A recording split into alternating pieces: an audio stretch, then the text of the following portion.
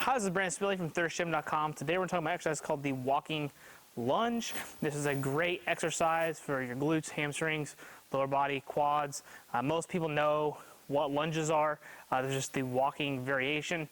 However, one thing we find is that there are some key elements you want to make sure when you're performing this exercise that you kind of get your bang for your buck, and that you're not losing anything from the exercise.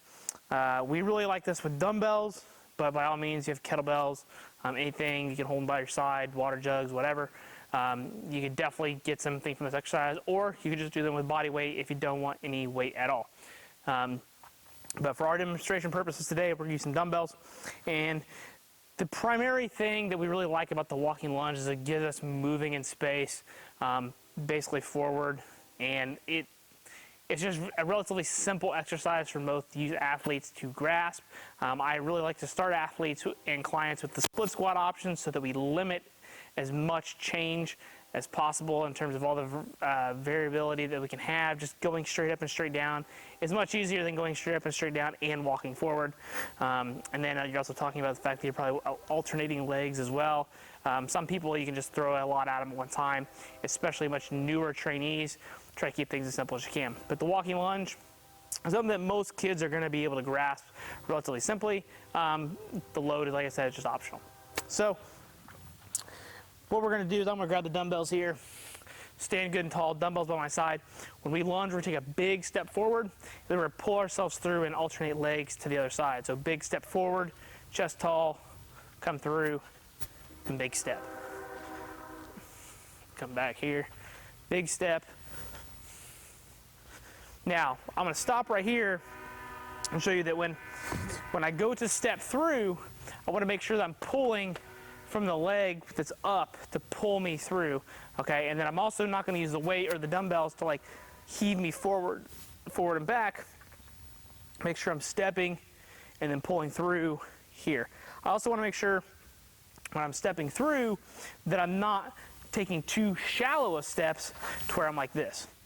So that's a very common thing with very young athletes. They'll kind of do this thing, okay? They got really crappy lunges. Why? Because they have no butt and they have no hamstrings, okay? They're trying to rely solely on their quads, so they're trying to shortchange that step and try to use their strong, dominant musculature, which would be their quads in this case, to get the exercise done, and then they don't even go all the way down, and they're just going to be a host of problems. The other thing that you'll probably commonly see is overstriding on a step. So very, very flexible athletes, usually girls, sometimes some very younger boys, will try to overstride, and then they're kind of running the same problem, is they're not really changing, going up and down. They're just trying to get the distance acquired with big long steps and strides. So they're kind of doing this thing when they lunge, and they think that they're getting low enough because they're so long. You know, they're actually not terribly far away, but that back leg, those hip flexors are probably really tight or something, and they're not doing what they need to do on the back side here. So they're thinking they're done, and I can't even get to the ground here, so they're actually binding up, and that's why they're like, well, I can't go any further, so I'm going to keep stepping.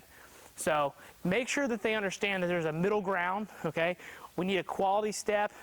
Generally, you know, a good quality foot step into the ground so they're feeling the whole foot. You know, we don't want to be heavy on the toes. We don't want to just like land on the heel like this. We just want to make a good quality foot contact, good quality stride, where the end position is the knee, hip, and shoulder are pretty much in a straight line or very close to it, you know, if not in a straight line. So this would be our end position at the bottom, and then we step through here, and then obviously alternate. How you want to program this can be entirely up to you. We really like 6 to 8, sometimes 10 steps per leg, and we pretty much always alternate when we walk. But you know, you could definitely program this for distance or time. If you got body weight lunges for hypertrophy-based work, you can just go until failure. You know, you got quite a bit of options there, depending upon your goals and how you want to do it. The key thing is just to make sure that the lunge is being executed properly, and you're not overstriding, understriding. You're feeling the whole foot. You're getting good quality range of motion.